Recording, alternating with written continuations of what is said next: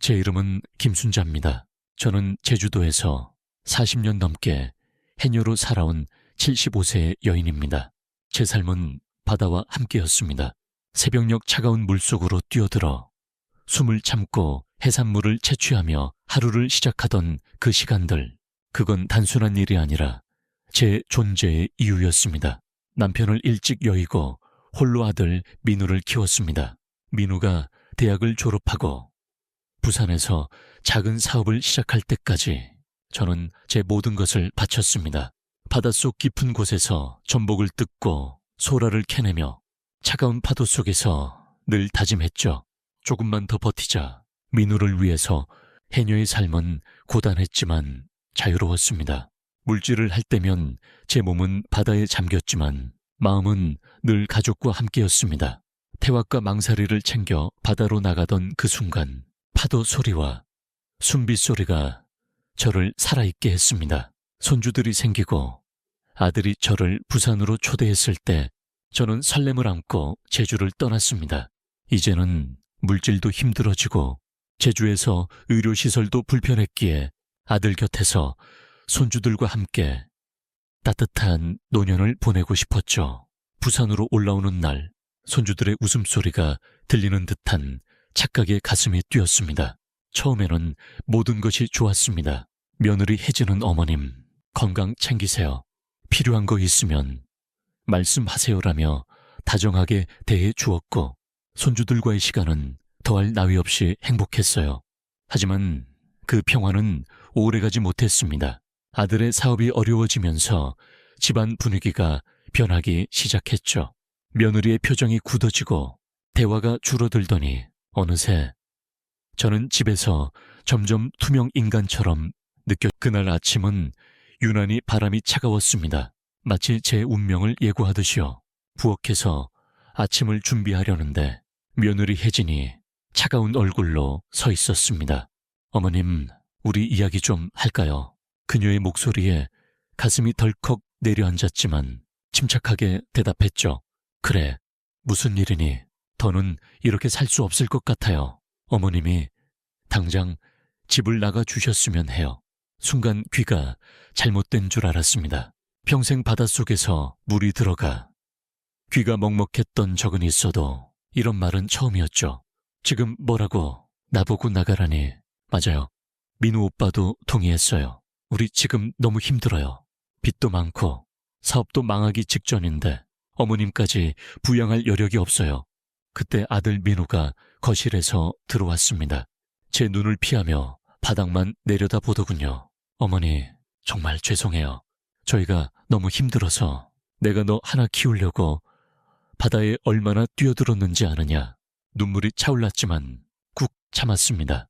해녀는 깊은 바다에서도 울지 않습니다. 울면 시야가 흐려져 길을 잃으니까요. 하지만 며느리는 이미 제 방으로 가더니 여행 가방에 제 옷을 쑤셔 넣기 시작했습니다. 마치 오래전부터 기다려온 듯 빠르고 능숙하게요. 급하게 뭐 하는 거야. 내가 당장 나가야 한다니. 오늘이요. 이번 달 생활비도 없는데 어머님 약값까지 감당할 수 없어요. 친구들한테 연락해보세요. 많으시잖아요. 다들 나처럼 나이 든 해녀들인데 누가 넉넉하겠니. 더 비참해지고 싶지 않았습니다. 알았다. 내가 나갈게. 아들은 끝까지 제 눈을 보지 못했고 죄송합니다만 반복했죠. 며느리는 작은 봉투를 내밀었습니다. 여기 생활비 조금 있어요. 다른 거처 구할 때까지 쓰세요. 열어보니 5만 원짜리 2장뿐이었습니다. 40년 해녀 생활과 아들을 키운 값이 고작 10만 원이라니. 됐다. 내가 평생 바다에서 벌어먹고 살았는데 이런 돈 없이도 살 수 있다. 낡은 가방에 사진 한 장, 해녀복, 몇 벌 옷만 챙겼습니다. 손주들 방을 들여다보고 싶었지만 학교에 간 터라 보지 못했죠. 현관문 앞에서 마지막으로 돌아봤습니다. 아들은 고개를 숙이고 며느리는 이미 다른 일을 시작한 듯 했어요. 잘 있어라. 내가 없으니 편히 살겠네. 문을 열고 나왔을 때 제주도의 것엔 바람보다 더 매서운 도시의 찬바람이 제 얼굴을 때렸습니다. 가방 하나 들고 아파트를 나왔을 때 어디로 가야 할지 막막했습니다. 바다에서는 파도 소리를 따라가면 육지를 찾을 수 있었는데 이 도시에서는 방향을 잃은 듯했어요. 제주도가 그리워졌습니다. 숨빗소리, 거친 바위, 그 모든 것이 간절했지만 돌아갈 곳은 없었죠. 제주집은 이미 팔렸고 친구들도 나이 들어 자식 집에 얹혀 사는 처지였으니까요. 부산역에 도착하니 해가 지고 있었습니다.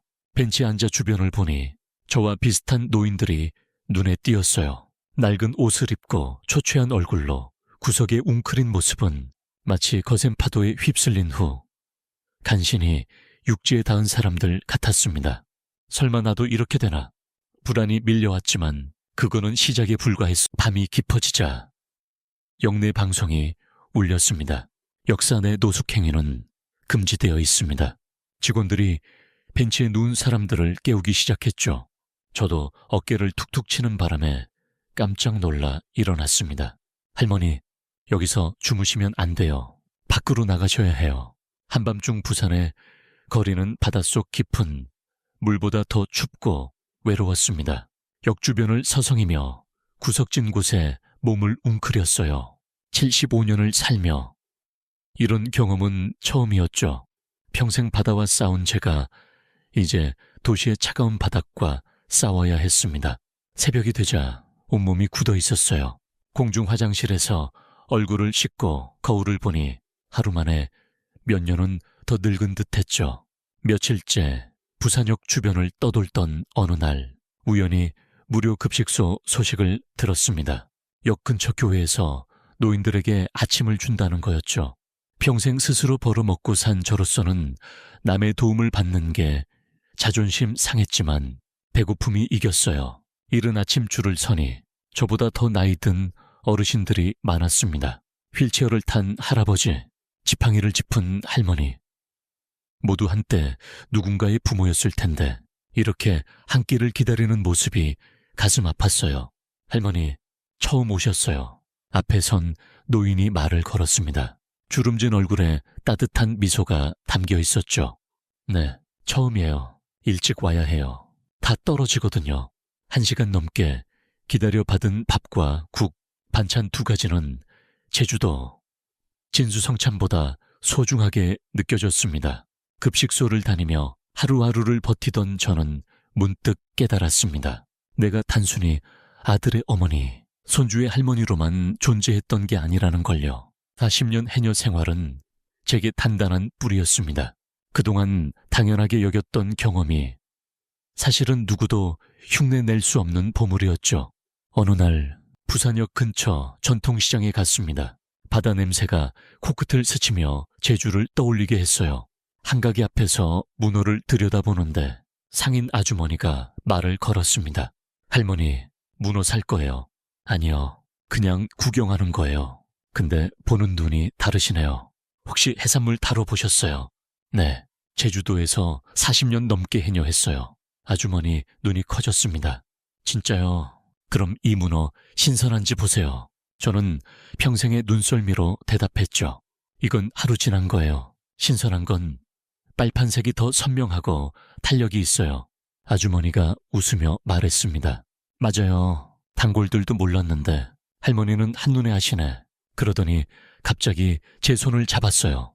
혹시 일자리 찾고 계세요? 우리 가게 주인이 해산물 손질할 사람 구하는데 해녀 출신이면 딱이겠네요.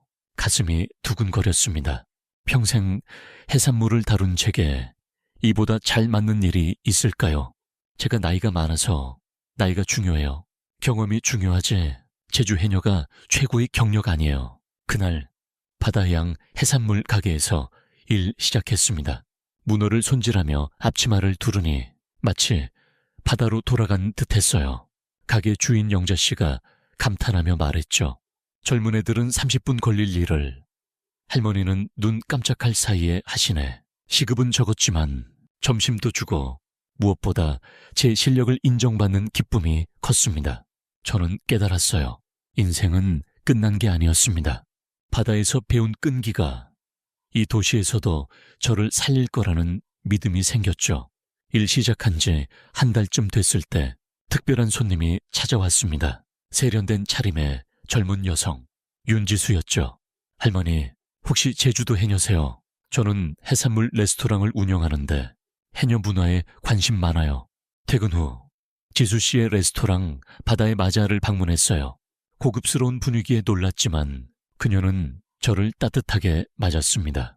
할머니, 이 요리들 평가해 주세요. 제주 해녀가 보면 정통 맛이 잘 살았나요? 전복죽과 소라, 무침을 맛보며 솔직히 말했죠. 전복죽은 훌륭해요. 하지만 소라는 너무 오래 삶아서 식감이 아쉬워요. 지수 씨가 제안을 했습니다. 할머니, 우리 레스토랑에서 일하시면 어떨까요? 해녀의 지식이 담긴 진짜 제주 요리를 선보이고 싶어요. 망설였지만 그녀의 진심이 느껴졌어요. 지금 일하는 곳에 정기 들어서 고민할 시간 드릴게요. 하지만 할머니 경험이 손질에만 쓰이기엔 너무 아까워요. 며칠 후 영자 씨와 상의했어요. 레스토랑에서 제안받았어요. 죄송해서 영자 씨는 오히려 웃으며 말했죠. 좋은 기회예요. 당연히 가셔야죠. 할머니 실력이면 거기서도 인정받을 거예요. 바다의 마자에서 일 시작했습니다. 주방에서 요리사들에게 해산물 손질법을 가르쳤고 손님들에게도 제주 비법을 나눴죠. 문어는 소주 한 잔 넣으면 부드러워져요. 전복은 살짝 데쳐 얇게 썰어야 제맛이에요. 손님들이 할머니 덕분에 요리가 맛있어졌어요라며 감사할 때마다 제 가슴이 따뜻해졌습니다. 지수 씨는 해녀의 테이블 코너를 만들었어요. 제가 추천한 요리와 해녀 이야기를 담아 손님들에게 선보였죠. 월급이 오르고 작은 고시원 방을 얻었습니다. 비록 좁았지만 제 공간이 생겼다는 사실이 행복했어요. 바다를 떠난 후 처음으로 제 삶에 희망이 피어났습니다. 저는 더 이상 버려진 어머니가 아니었습니다. 해녀의 부엌을 시장에 열고 해운대의 새 지점의 총괄 매니저가 됐어요. 저처럼 어려운 노인들을 고용하며 그들에게도 새 삶을 주었죠. 이옥순, 박말순, 최정자, 김순희 할머니. 각자의 상처를 안고 온 분들이었지만 함께 일하며 서로를 위로했어요. 순자 선생님 덕분에 새 삶을 시작했어요. 정재 할머니가 눈물로 제 손을 잡았을 때 저도 울컥했죠. 한때 저도 거리에서 내일을 기약할 수 없었는데 이제 누군가의 희망이 되다니요. 지수 씨는 더 큰 꿈을 꿨습니다. 해녀 문화 체험센터를 만들어요. 할머니 지식을 더 많은 사람과 나누고 싶어요. 저는 제주로 돌아가 해녀 학교를 열었고 젊은 세대에게 바다의 지혜를 전했어요. 제 손주 유미도 등록하며 나도 할머니처럼 강한 해녀가 될 거예요라고 했죠. 민우와 손주들이 주말마다 찾아왔습니다. 민우는 새 직장을 구해 책임감 있게 변했고 어머니 죄송해요. 다시 기회 주세요라며 눈물 지었어요. 저는 용서보다는 새 관계를 선택했죠. 함께 살진 않더라도 자주 만나자 독립적인 삶을 지키며 가족과의 끈도 놓지 않았습니다. 80세 저는 명예무형문화재 전승자로 지정됐습니다. 다큐멘터리, 책, 영화로 제 이야기가 퍼졌고 해녀의 부엌은 전국적 명소가 됐어요. 제주해녀협회에서 강연 요청이 왔고 젊은 해녀들에게 용기를 주었죠. 어느 날 기념식에서 소감을 말했습니다. 75세에 집에서 쫓겨나 노숙자가 됐을 때 제 인생이 끝났다고 생각했어요. 하지만 그건 새로운 시작이었죠. 바다는 가르쳐줬어요. 깊은 물속에서도 숨을 참고 때가 되면 수면 위로 올라와 크게 숨을 들이마셔야 한다. 박수 소리가 파도처럼 울렸습니다. 며느리 혜진이 돈을 요구하러 왔을 때 저는 당당히 거절했어요. 난 변한 게 아니야. 내 가치를 알게 된 거지. 과거의 상처를 딛고 저는 더 강해졌습니다. 제주로 돌아가 바다를 보니 모든 것이 제게 말하는 듯 했어요. 순자야, 넌 여전히 해녀야. 저는 81세에 새 파도를 맞을 준비가 됐습니다. 제 삶은 여러분에게 말합니다. 인생의 바닥에 있어도 다시 일어설 수 있어요. 나의 상처, 버림받음은 끝이 아닙니다. 우리 안에는 언제나 새 시작을 위한 힘이 있습니다. 자신의 가치를 스스로 깨달아야 해요. 다른 이의 평가가 아닌 내가 가진 지혜와 경험이 얼마나 소중한지 아는 거죠. 지금 힘들다면 제 이야기를 기억하세요. 75세에 쫓겨난 제가 80세에 문화 전승자가 됐다면 여러분도 놀라운 변화를 만들 수 있습니다. 내면의 해녀를 믿고 새로운 바다를 찾아 나서세요. 파도는 계속되지만 그걸 타는 건 우리 몫입니다. 이상입니다. 각 섹션이 감동적이고 매끄럽게 연결되도록 작성했으며 한국적 정서와 김순자라는 인물의 강인함을 강조했습니다. 추가 요청이 있다면 말씀해 주세요.